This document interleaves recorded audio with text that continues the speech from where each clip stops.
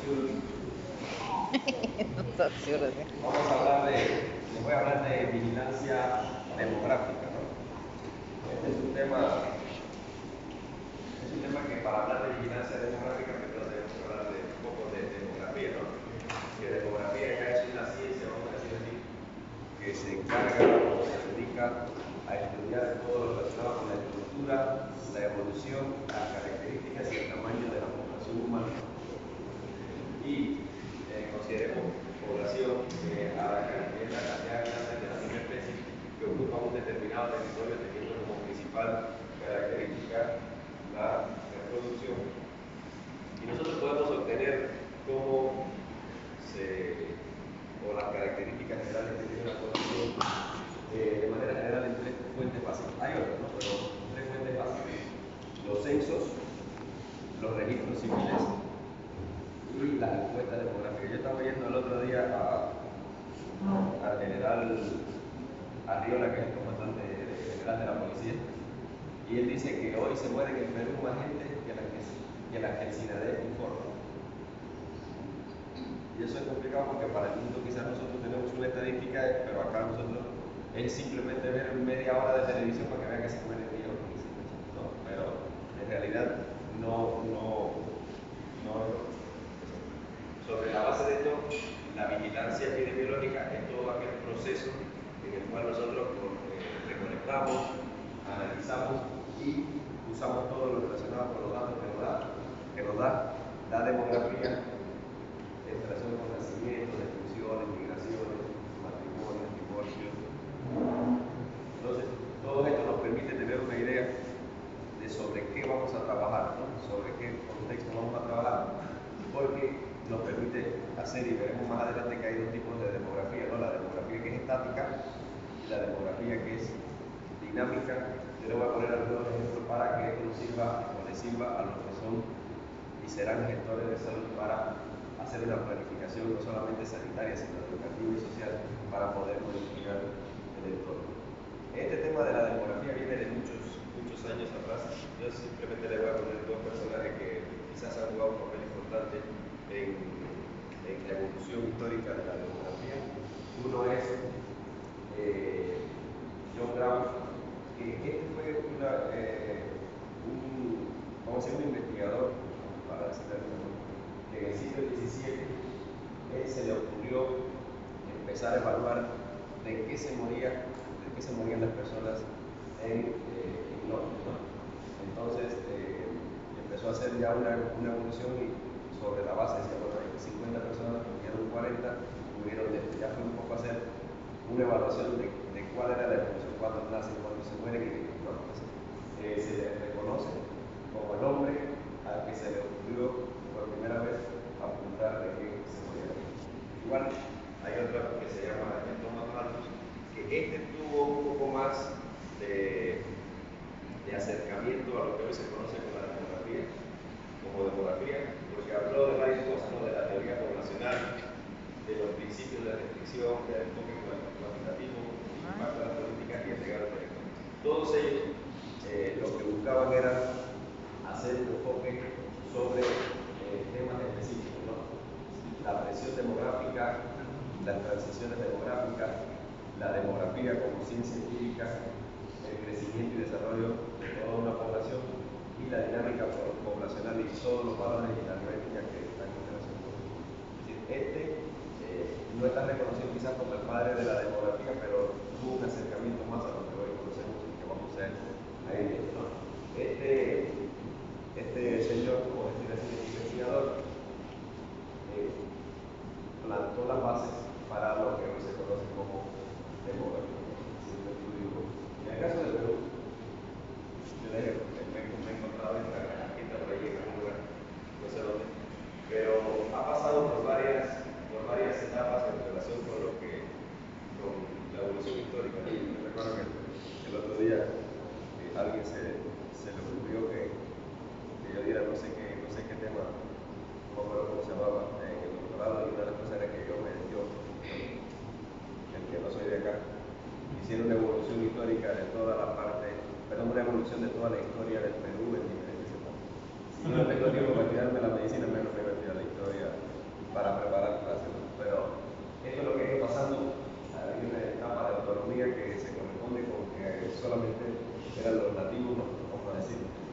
vino, ya de ahí vino otra etapa, empezaron a aparecer los censos. Hubo un primer censo que fue en el año 1548. En esa época, más o menos había 8 millones de personas. Y bueno, fue avanzando, hasta que ya en los últimos informes de esta gráfica, que lo voy a hablar posteriormente, porque para mí ahora sí, en el 2017, ya había 31 millones, es decir, esta es la evolución de cómo fue pasando. Entonces, es importante que nosotros sepamos que las tres fuentes básicas, les había dicho que son censos, registros civiles y fuentes demográficas, cada una tiene características, cada una tiene ventajas, tiene desventajas, tiene aplicaciones. En relación con las características, los censos, su principal característica es la recolección exhaustiva de datos poblacionales. Recuerden que recientemente ha habido un censo, creo que todavía no ha terminado del todo. Ahorita hay un censo. Y a la diferencia de otros censos que ha habido en el Perú, están censando aunque la persona no esté. Porque antes, si no estaban, no te censaban y todo. Por ejemplo, yo vivo en España, no. Hasta los extranjeros los están censando. O sea, ahora quizás va a ser el censo más grande que va a tener una web. Porque una cosa es la población que sea peruana y otro, los que no son peruanos, pero que viven aquí de manera permanente. ¿Ya? Ustedes saben que ha habido una migración de muchas nacionalidades acá a Perú. Y eso cambia, porque esas personas tienen otras características, ¿no? Biológicas que quizás pueden o predisponerlo o protegerlo de alguna de las enfermedades que tenemos nosotros. Entonces, identificarlo también es importante. Hay personas acá que viven de muchos años y no tienen DNI, ¿no? E incluso algunos que no tienen ningún tipo de identificación. Este censo ha incluido a todo el que se encontraba. Llegaba a la casa y a todo el que encontraba lo censaba. E incluso te preguntaban si tenían familiares en otros lugares. Entonces, este censo se hace, estos censos aproximadamente, puede variar, puede ser menos, depende, o más, cada 10 años, y ese tiene una cobertura total. Una de las cosas que más se ha salido a la luz en el censo es que a varios censistas lo han asaltado. Ay, sí. Lo han asaltado por ejemplo en la oscuridad y le han quitado su tablet, le han quitado su mochila, le han quitado. Los registros civiles oficialmente, este debería ser el más real. Porque cuando tú naces te debería inscribir. Y cuando tú mueres debería ser certificado. Por eso hay registros de nacimiento y registros de defunción, ¿no? Incluso en línea. Lo que pasa es que nosotros los primeros indisciplinados somos nosotros. Nosotros el otro día, así le hago un comentario, se ha muerto un niño que seguro que no se lo tenemos seguro. Ha muerto un niñito en el seguro como de 3 años, de 4 años, no recuerdo. Sin embargo, los familiares, por estar vacunados, no quisieron que el médico que está de emergencia, cuando le atendió en el seguro al paciente que falleció, se fueron a la funeraria. Y la funeraria, y yo espero que ustedes lo hagan eso, tiene sus médicos, a los cuales le pagan 100 soles para que le hagan rápido el certificado. Y cuando ha venido el médico Tomás Santana, hizo el certificado de defunción, lo hizo digital y sale que fue muerto en una clínica. ¿Por qué? Porque esa persona no tiene registro para entrar al seguro. ¿Ya? Entonces, hasta ahorita están investigando el Poder Judicial y todo. ¿Por qué? Porque como en una clínica se ha muerto un niño.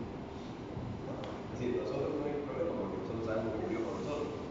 Pero en el certificado de defunción, en el SINADET, no ha muerto en el hospital, ha muerto en la clínica. Y más que en una clínica que no está ni categorizada, entonces eso puede traer problemas. Entonces hay que tener cuidado cuando uno se mete en esos negocios porque le puede traer problemas. ¿Ya? Entonces este debería ser el más real, el oficial, el que todos hacemos, ¿no? Hay gente que, por ejemplo, hoy ha llegado alguien a verme porque no sé cómo en realidad. Una persona muerta el 15 de diciembre y le ha puesto fecha de muerte el 20 de diciembre en el certificado. No sé en realidad cómo fue, porque el mismo sistema en vez de te vota fecha. Entonces no te deja, pero no sé. Entonces, este es permanente y es individual y sí, este sí tiene un carácter legal, por eso digo, porque aquí se queda inscrito allí.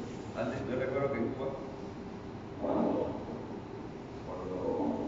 hacíamos certificado de dirección, era lo peor. Era peor eso que un examen de maestría. Hacer el certificado, porque era un tipo periódico, es una cosa larga, y tú tenías que escribir a mano. Si en el último hojita te equivocabas, tenías que hacer otro. Era, pero ahorita está automatizado y uno se equivoca poco. ¿Ya? Incluso el sistema no te permite poner causa de muerte. Aquí se le puede poner causa directa de muerte, paro cardiovascular, no te permite porque eso es un protocolo causa. Entonces tú tienes que buscar bien la causa básica, la causa. Entonces, las encuestas demográficas, bueno, estos más bien son muestreos que se le hace a un grupo de población. Tú lo puedes hacer de manera variable, depende de lo que quieras y generalmente funciona. ¿Cuáles son las principales aplicaciones? ¿No? Los censos te permiten no solamente planificar cómo está la población, sino la infraestructura, la estimación de la demanda que tiene la población. Porque yo en realidad no estaba en mi casa el día que hicieron el censo y me censaron. Yo no tengo idea de qué es lo que preguntaron, pero te buscan muchas cosas, ¿no? Te preguntan varias cosas. Me imagino lo que han estado haciendo yo no está porque no sé qué preguntar, pero la idea es esa, ¿no? Los registros civiles sirven para vigilancia epidemiológica, análisis real, siempre te digo, de mortalidad, natalidad. Y las encuestas, bueno, un poco de indicadores sociales, patrones de efectividad, patrones de migración, etc. De igual forma, hay algunas limitaciones, fortalezas que tienen. Los censos, bueno, te da datos completos porque tú lo estás tomando ahí in situ, porque nosotros como vagos que somos, casi nunca llenamos todo lo que nos piden los registros, ¿no? Pero si te lo están haciendo directamente, bueno, pues dan los datos reales, ¿no? Sin embargo, como son cada 10 años aproximadamente, son muy esporádicos y uno no puede saber bien en tiempo real. Y son costosos porque aquí casi nadie va gratis, ¿no? Además que se mueven muchos recursos de diferentes tipos. Los registros civiles, bueno, la fortaleza es que son continuos, son permanentes, tienen precisión legal. Sin embargo, hay lugares donde no hay registro civil, ¿no? Como decía Víctor, hay lugares donde no llega nada, no llega ni la comida. Imagínense si va a llegar en los sistemas de estos de registro civil.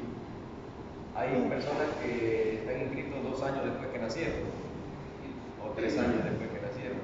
Hay otros que ni sabemos. El otro día ha llegado del río una gestante al seguro y al final no sabemos nada de ella porque no tenía ni DNI, tiene como 35 años.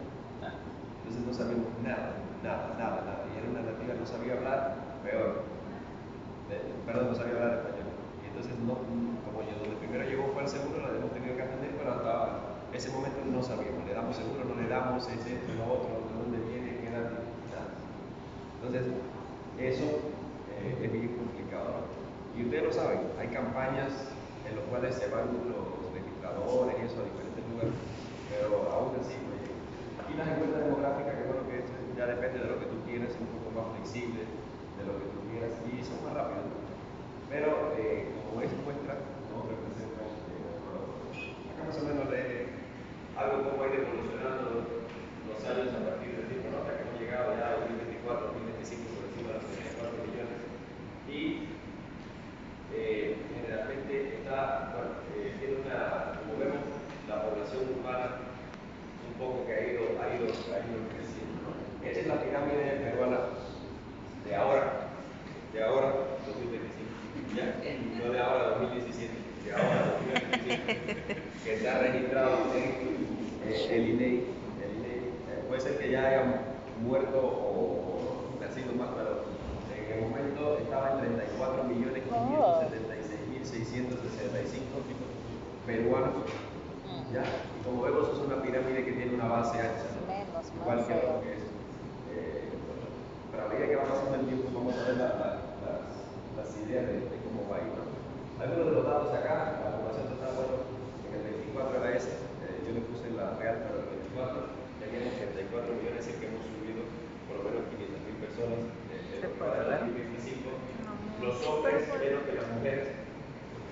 Ya, ahorita hay más mujeres en Perú que hombres, la edad promedio 33.1 años, los adultos mayores Sí, pero más que son mujeres aquellos que mayores hombres. de 60 años, casi 14%, la población urbana, aunque creamos que no, es más de casi el 85%, en Lima el 30% de 10 y tantos millones, casi 11 millones de habitantes, la población de la costa es superior al Perú y la densidad poblacional aproximadamente de 26.5 millones de habitantes por kilómetro cuadrado. Esa era la población, como les decía, más o menos. Hay un tema que es importante. En Perú está registrado en el INEI 55 pueblos indígenas reconocidos, ¿ya? Oficialmente. Y de ellos 51 están en la Amazonía. Eso habla de que nosotros tenemos una carga fuerte de personas a los cuales hay que tratarlo de manera diferente porque tienen un estilo de vida y modo de vida de manera en general diferente, ¿no? Generalmente 27% tienen pueden hablar con los idiomas, el 6.6% que debe estar en Chincha, afroperuano, ¿ya? 4.6 blanco y el 51.3 es mestizo, así que nadie se cree aquí gringo, ¿eh? Entonces, de manera general, todo este panorama confirma que va a haber un envejecimiento poblacional, que vamos a ver más adelante, y una alta concentración en Lima y la costa que plantea retos. Y lo peor es que los que están viviendo en Lima y la costa viven muy hacinados. Y al estar muy hacinados tienen otros patrones de enfermedad y otros patrones de riesgo, ¿no?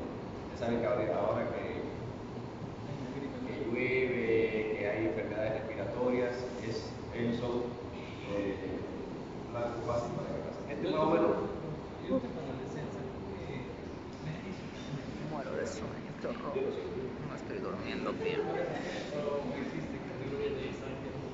pero no soy extranjero, yo por desgracia soy peruano. Yo no soy extranjero, soy peruano. Yo soy miembro de mesa y todo. Lo primero que me pasó cuando me dieron mi DNI a las 3 semanas era y hasta presidente de la mesa municipal. Y fue la vez que hubo primera, segunda vuelta en los municipales, todo. Galleta, agua y todo eso.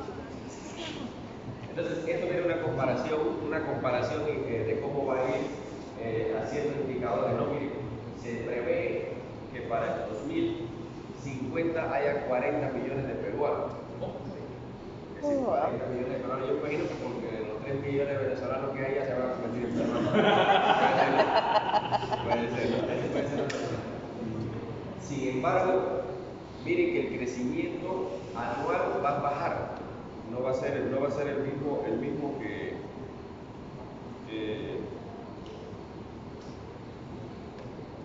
a lo largo del tiempo, ¿no? Obviamente va a ir poco a poco, como vemos entre el 2035 y el 2050, que son 15 años, solamente va a crecer la población en 3 millones. Sin embargo, miren, hay otros años en los que ha crecido más. Entonces, la tasa de crecimiento, como vemos, va a ir bajando, los nacimientos van a ir bajando, sin embargo, la tasa de mortalidad que va a pasar va a ir subiendo. Entonces, esperemos que de verdad más o menos esto se vaya cumpliendo, porque la tasa de mortalidad infantil va a bajar y la esperanza de vida va a subir. Eso quiere decir que hoy los peruanos vamos a vivir más tiempo, ¿no? Vamos a vivir más tiempo, pero eso se gana no con floro partidario, sino con estrategias para cambiar la política. Entonces, en cuanto a los grupos de edades, yo les cuento acá, como vemos ahorita, más o menos en el 2020, la población más, les digo entre el 20 y el 25, porque estamos en ese periodo entre el 20 y el 35, la población más grande o el mayor volumen poblacional está entre los 15 y los 29 años, es decir, nosotros, ¿no? Nosotros los que estamos acá. Sin embargo, en el 2050 ya la edad poblacional va a cambiar, o el volumen, ¿no? Vemos que ya entre los 30 y los 44 años va a estar. Es decir, nosotros mismos que vamos a ir envejeciendo.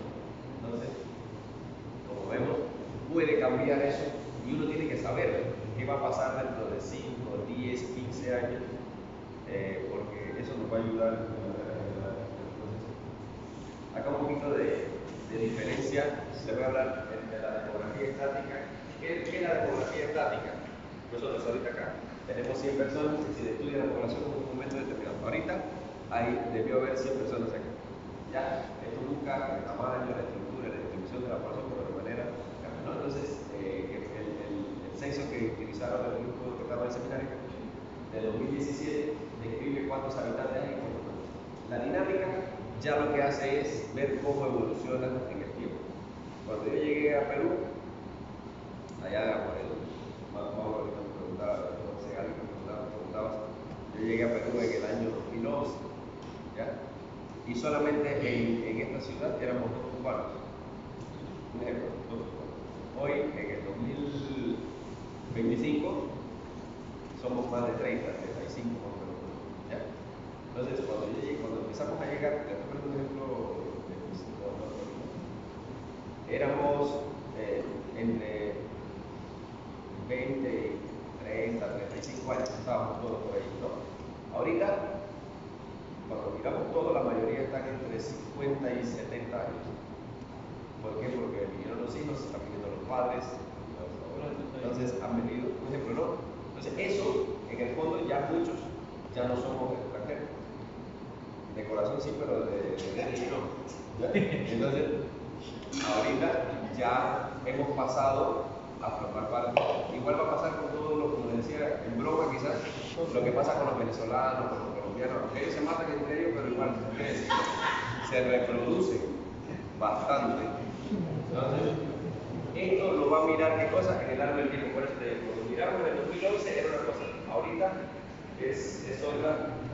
Entonces, de manera general, miren, en la demografía dinámica hay un movimiento general que puede ser un movimiento natural o un movimiento migratorio. El natural es que nazcan o mueran. Eso es la dinámica, ¿no? Y esto produce un crecimiento natural. Sin embargo, hay otros movimientos que son la migración, tanto los que vienen como los que se van.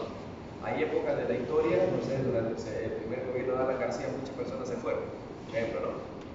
Y durante el gobierno de Humala, muchos vinieron porque fue el teatro de Musique, que fue lo que. Entonces, cualquiera de las dos nos mueve. Entonces, por eso es que hay que estar en constante. Ahí es donde en realidad uno tiene que ver las páginas oficiales, ¿no? Los registros oficiales. Porque ya esto, tú sumas los que están, los que se van y los que vienen, y eso te va a dar en realidad el saldo migratorio o la población real con la que tiene que contar. Obviamente, hay que tomar medidas para eso. Supongamos que nosotros hagamos una previsión de 100 títulos para ustedes, ¿ya? Al terminar la carrera. Pero quizás van a terminar 50 y los otros 50 van a terminar a los 9. Entonces uno tiene que jugar siempre con esa mecánica, con esa espera. Entonces, acá un poquito de cuáles son las etapas de la transición. Hay un régimen demográfico antiguo, que es lo que nosotros teníamos, y de ahí hay una transición que depende, como les decía, de la tasa de mortalidad y la tasa de natalidad para llegar al régimen demográfico moderno. Es decir, ¿cómo nosotros hemos llegado hasta hoy? Dibújense en su cabeza que ha ido variando en relación con los nacimientos, con la muerte, con la migración, con la inmigración. Entonces, yo me imagino que eso depende mucho, bueno, no estoy seguro que eso depende mucho de factores que son económicos, factores sociales, porque muchas personas en algunos momentos se han ido por la economía, en otros momentos se han ido por el terrorismo, quizás, por ejemplo, ¿no? Otros han venido por cualquier cosa, ¿no? Porque en realidad las personas no se van una vez por algo específico, ¿no? Vienen por eso, por estudios, como mismo hay una migración hacia el exterior o hacia o desde el exterior, también hay migraciones acá. Ahorita, por ejemplo, te preguntan, ¿dónde tú vives? Aunque tú seas de Lima, tú vives en Pucallpa, porque tu domicilio quizás has tenido que cambiarlo para venir a estudiar acá, no sé, cosas que pasan. Entonces, en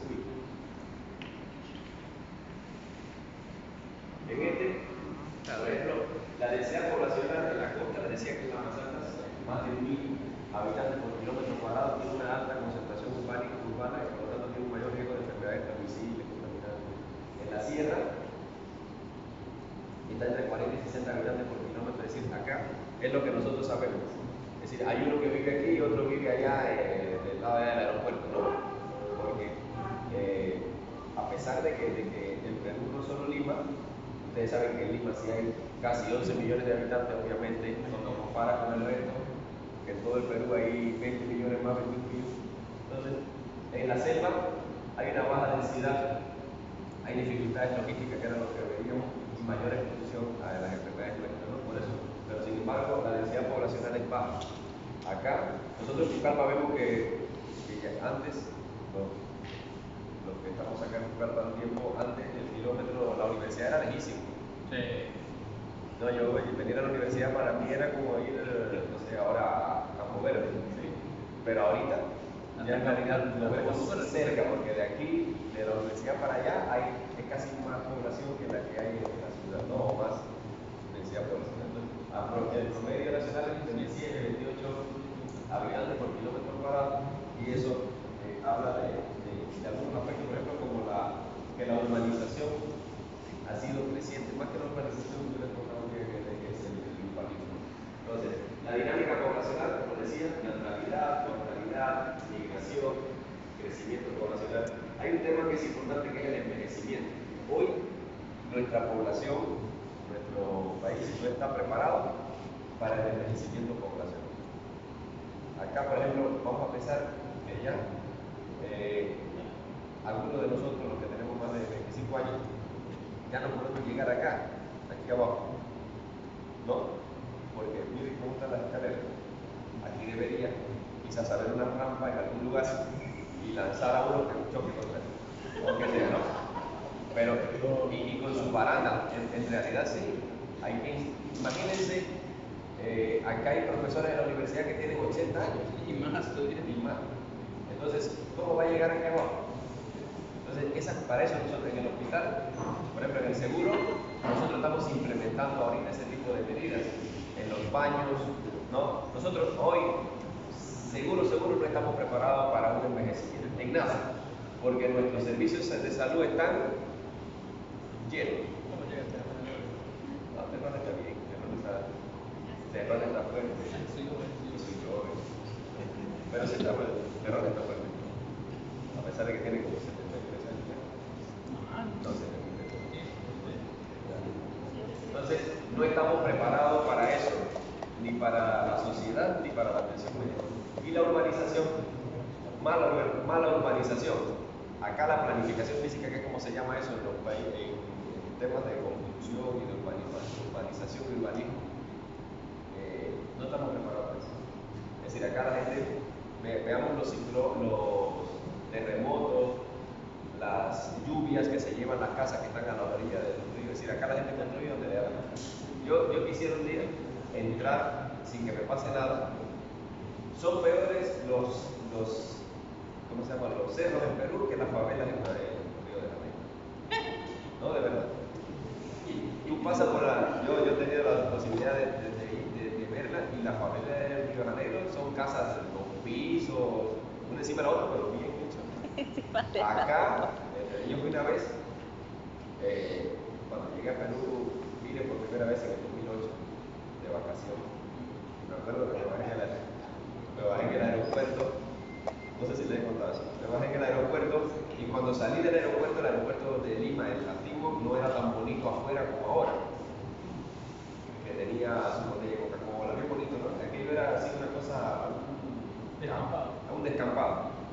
Y yo salí, me fue a recoger unos amigos, me dicen, vamos a ir a la casa de Luisín, vamos a ir. Y salimos del aeropuerto, salimos caminando para tomar un taxi allí, por Elmer Fosse se llama la calle que pasa frente al aeropuerto. Yo recuerdo como si fuera hoy que venían, por ahí pasaban buses, ahora no veo que pasen buses pequeñitos, micro, así no pasan, no he visto, ¿no? Y dice, lo que viene con la tablita acá. Bueno, nunca veo que es No viene que no viene así. Y yo nada más sentía que decía, no vale, ¿qué dice? Pero al final, como al tiempo, cuando ya iba, más adelante entendí que lo que decía era Pachacú de ventanilla, Pachacú de ventanilla. Era lo que decía. Entonces, de verdad, eso es bien. Y me fui a Ventanilla. Donde me llevaron fue a Ventanilla. Y Ventanilla está haciendo. Ahorita yo he pasado por Ventanilla recién. Bueno, no sé, hace un tiempo que me fui a Lima y fui por el norte. Y regresé por ese Néstor Gambetta, creo que se llama una avenida grande. Néstor Gambetta. Y eso también, Ventanilla es mejor que Pucallpa. Ah, ahorita sí. Bonita, recontra bonito con totus, Plaza Vea, todo bien bacán. Pero esa vez que yo fui, te estoy hablando de 2008, era un desierto, porque es arena de mar, así como la arenita, un desierto. Yo me acuerdo que yo pisaba y se caliente, sumía. caliente. Yo llegué esa vez, nunca me he olvidado, el 20 de marzo. Y en esa época el calor está que yo sentía que me pasaba de lado a lado. Y en Cuba no sentí tanto calor como el día que yo llegué a Lima, a Ventanilla. Entonces las construcciones eran de maderita, eran varias cosas. Y recién ahorita se ha urbanizado. Yo he estado mirando hasta Michel Soy perdido a ver de Ventanilla. Entonces ahí hay otras cosas. Entonces, esa urbanización allí parece que no se ha hecho tan mal, ¿no? Pero hay otros lugares en los que sí se ha hecho. Cuando yo la conocí, casi nada. Era una zona de marinos, algo así que empezaban a urbanizar eso. Entonces, eso es importante, que ya sale de nosotros, pero que nos pueda afectar a nosotros. Estos son los tipos de pirámides. Hay una pirámide poblacional expansiva o de base ancha también, que es lo que se llama, que a medida que ascendemos se va reduciendo. Generalmente esta es la de nosotros, ¿no? Si el Perú hoy coincide con este tipo de pirámide porque es la que más se ve en los países del. ¿Por qué? Porque la gente se muere más joven, también, ¿no? Y porque además hay más partos. Acá la gente no tiene dinero, no tiene nada que comer, pero tienen 10 hijos, ¿no? Y como no hay corriente, se dedican a hacer otra cosa. Por eso es de base ancha y va a medida que va creciendo la gente se va. La esperanza de vida era de 34, 35 años antes la gente se moría de eso, ¿no? Ahorita mucho. Está la estacionaria, en el cual, bueno, es países en vías de desarrollo que ya han un poco empezado a controlar la mortalidad, la esperanza de vida ha subido y también hay un equilibrio entre los nacimientos y las muertes. Y la regresiva es estos países que ya de manera general tanto han trabajado por la salud, tanto han trabajado por la sociedad, que la población se ha ido envejeciendo, pero tienen otros estándares de vida, ¿no? Estos casi siempre son países del primer mundo, los países europeos, los países de Asia, en los cuales ya ellos van creciendo, pero tú ves personas que tienen 60, 70, 80 años y están en buena forma, ¿no? Y están bien cuidados. Ahorita ya, como nosotros nos vemos acá, la gente tiene miedo de llegar a los 60 años. Primero, porque la economía del jubilado en Perú es pésima. Ya, en Perú y en todos los países de Cuba, en todos los países en vía de desarrollo, subdesarrollados, etc. Pero en esos países ellos se retiran y se pasan el tiempo viajando por el mundo. Tienen un estilo de vida diferente, entonces eso es importante. Entonces, eso es lo que de manera general, la demografía es que no se puede ver es el estudio de la población, que creo que analiza la distribución, los movimientos y la estructura. Y así, específicamente determina la densidad poblacional, la población absoluta y todo el crecimiento relacionado. ¿Cuáles son los tres principales factores? Hay muchos más, pero yo quería poner los tres principales variables o factores: la tasa de natalidad, la tasa de mortalidad y la migración. Esto va a determinar la población real. ¿Ya? ¿Qué cosa es la tasa de natalidad? Es el número de nacimientos ocurridos en un año por cada 1000 habitantes. Se mide nacimientos por 1000 y la importancia que tiene, que refleja la capacidad reproductiva. Hay países, por ejemplo en China, donde la población aumenta mucho, ¿ya? Que han puesto leyes en que no pueden tener más de 2 hijos y para tener 3 hijos. Entonces, bueno, eso se controla en los países que tienen un sistema diferente. Entonces, por ejemplo, en Perú, yo he tomado ahí de Google, de Chuparito, entre el 2000 decir, por eso nuestra población se va a ir envejeciendo, porque ha bajado casi el 20.4%. Eso es importante, fíjense. ¿Por qué? Porque va a llegar el momento que solo los que desaprueben los cursos punteros de medicina, no va a ser jóvenes.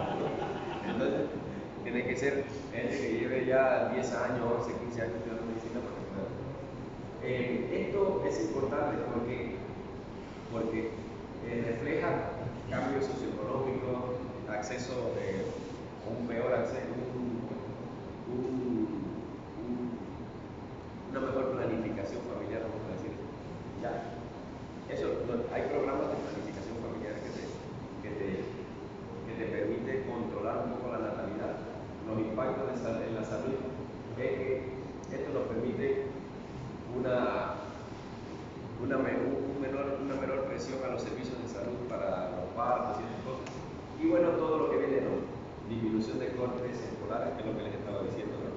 A medida que vaya a pasar, si no tenemos jóvenes, va a llegar el momento. Y eso va a influir en la economía, porque si no tenemos personas que se formen, no vamos a tener personas que trabajen. Entonces, ahorita, por ejemplo, le voy a poner un ejemplo así de base. Hoy, el Seguro Social de Salud tiene más asegurado que hace muchos años. Sin embargo, ¿qué pasa? Recaudamos menos. Recaudamos menos dinero. ¿Por qué?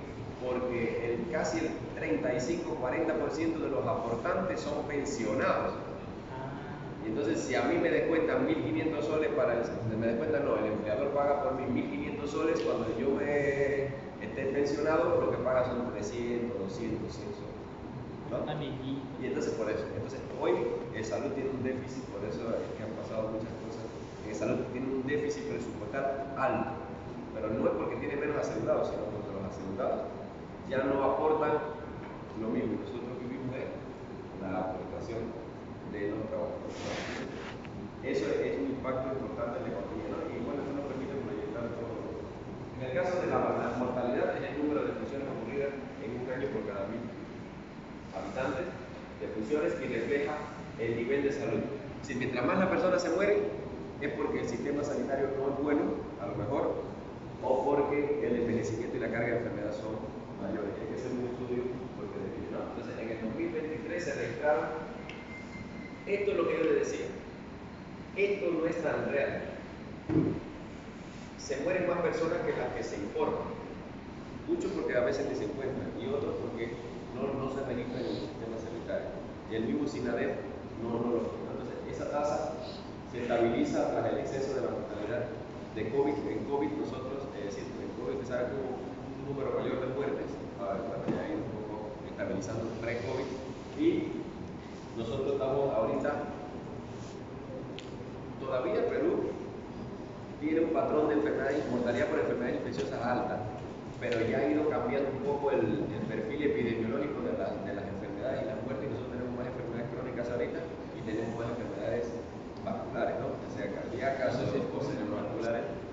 Eso es bueno porque es bueno porque son más controlables. Es decir, es más fácil controlar la hipertensión, la diabetes que la malaria, ¿no? ¿Por qué? Porque mutan. Entonces, el tener un patrón del primer mundo puede ser bueno para los servicios de salud y para la capacitación y la educación de las personas. Entonces, eso habla, el peruano en realidad, si la mayor cantidad de población peruana es hoy urbana, son pocas las enfermedades, malaria, esas cosas ya no son tan frecuentes. ¿Por qué en Pucallpa hay más dengue que en Clima? Obviamente porque acá es más endémico, ¿no? Lo que pasa es que cuando hay brotes, como la gente no sabe nada, no tienen agua de coco ni nada de eso, se muere, ¿no? Pero acá hay más eso que lo otro. ¿Qué comemos nosotros ahora cuando salgamos de aquí? Rapidito pasamos por cualquier lado, pollo brote y chau, y le metemos. ¿No? Entonces, eso así es. En realidad, esa es la comida del peruano. Acá, una de las cosas que yo me impresiona en Perú, que comen a cualquier hora. Mi secretaria llega a las 7, desayuna hasta las 8. De 8 a 8 y media se maquilla. De 9 a 9 y media trabaja. Ahí vuelve a comer otra vez. Su noche y de ahí va para la persona. Así le digo, yo le molesto, ¿no? Entonces, pasamos el día comiendo. Yo tengo una idea. Yo desayuno antes de salir de mi casa. No como jornada hasta el almuerzo y no puedo comer nada. Pero ese no es la idiosincrasia. Tú vas a 2 de la mañana y vas en un bus, te paras en el bus en Cubano para 2 de la mañana y te vas a comer caldo, a tomar caldo, ¿no? Sí. Así es. Entonces a mí no se me ocurre despertarme en mi casa a las 2 de la mañana a tomar caldo. Pero la gente que está viajando lo hace, ¿no? En la casa no. En la casa no, pero la gente se le ocurre. Hay gente que no vive en su casa, que está, ¿no? Entonces ese tema nos ha hecho un poco cambiar. La tasa de migración, o las migraciones, ya le había dicho que es el desplazamiento de personas en el territorio, ya sea la emigración o la inmigración. Cualquiera de las dos nos va a decir. Esto no es tan real. ¿Por qué? Porque cuando pasan realmente por los controles migratorios. Yo estoy seguro que de los que viven hoy en Perú, yo que estoy en un campeonato de softball con 80 venezolanos más o menos, oyendo sus cuentos ahí, llevan 6, 7 años acá y recién han tenido ahorita quizás documentación, no han tenido, y están acá. Entonces, ¿cuántos no pasan? Ahorita mismo, ¿cuántos han pasado a través de todos los controles migratorios en la frontera, que cuando el presidente electo de Chile dijo voy a votarlo a todos, empezaron a salir? Entonces, esto no es tan real, pero por eso el censo sí, porque el censo no le importa si tú eres un tipo legal o ilegal, simplemente ha tomado datos. Entonces, eso sí nos va a ayudar, ¿no? Pero esto modifica la estructura, porque ahora los peruanos nos vamos listos, porque los venezolanos, los colombianos, los cubanos han morido, ¿no? Cambia. Entonces, claro, antes los peruanos no eran de acá, pero ya tú ves porque ya se han casado y los venezolanos son más grandes, ¿no? No, hay excepciones.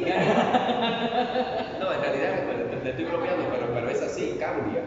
Ahorita ya muchos peruanos muchos peruanos extranjeros tienen familias acá, ¿no? Y eso cambia. Quiera uno o no, cambia las pasiones, la genética, todo cambia, ¿no? Y eso también no solo los cambios culturales, ya, sino los cambios también físicos y todo lo que va a venir. Por ejemplo, en el 2017, por ahí, empezaron a llegar, 2017, muchos, más o menos 1.5, 2 millones de venezolanos que estaban por ahí. Y esto cambia, ¿por qué? Porque primero, esas personas no llegan, bueno, yo no estoy en ese grupo, pero la mayoría de los que vinieron y empezaron a acampar en este lugar, a acampar en el otro, es decir, cambiar, ¿no? Es una migración irregular, aún cuando sea legal, ¿no? Entonces, esas cosas cambian. Y antes tú no comías arepa, pero ahora comes, ¿no? Cambias. Y por ejemplo, antes yo me recuerdo que la única hamburguesera que había, o vendedor de hamburguesas que había por ahí, era en la esquinita de 1 o 2 esquinitas por ahí de frente a Plaza Vea. Un día yo voy a comer hamburguesa y salgo con mis hijos, vamos a comer hamburguesa. Y le pregunto en un idioma a uno, ¿dónde puedo comer hamburguesa? Me dijo, no, en la casa grande o en la chiquita, me dice. Así. No, en la casita y en la casa grande que está al frente. ¿Dónde? Ahí frente a Plaza Vea, en la esquina de Plaza Vea, del Red Plaza. Estoy hablando hace no sé cuántos años. Y fui, y ahí me di cuenta que era la casa grande, era la grande, un yoquito, no sé. ¿Qué se llama la grande? La grande, y al frente uno chiquito que se llama la casita. Y yo casi me paso toda la noche buscando dónde era la casa grande. Ahorita salgan por acá para que vean que en cualquier esquina venden ese tipo de cosas. Y la mayoría son colombianos y venezolanos. Sí. ¿No? Entonces ha cambiado. En realidad ha cambiado. Ahora la casita ha cambiado porque por ahí por el colegio Raimondi, si quieren comer su alita broster y su alita cevichada, no sé qué, ahí frente a Raimondi está la casita, creo, la casa grande. Sí, chiquita y está grande. No, es grande. Ahora sí es la casota. Eso ha cambiado, pero esas personas también traen enfermedades que son autóctonas o chivas. Ya, entonces, la tasa de dependencia, esto es importante, fíjense, porque ¿cuántos independientes están acá? Y no sé, los que ya tienen, ¿no? Los que tienen un trabajo, pero esto expresa el porcentaje y la relación entre la población dependiente, que generalmente son los adolescentes y los adultos mayores, y la población que es productiva. ¿Cuántos de nosotros producen?